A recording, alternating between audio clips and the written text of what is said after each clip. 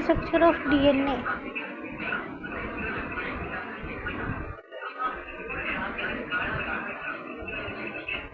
Adenine, thymine, guanine, cytosine.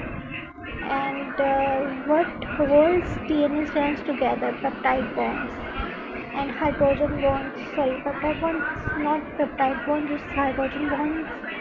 And the sugar phosphate backbone.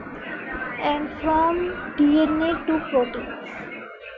Yes, DNA are two proteins. It's like DNA transfers its instructions to the mRNA, and mRNA transfers instructions to the ribosomes, and ribosomes transfers instructions to RNA, and tRNA helps them to move the codons, and the protein chain comes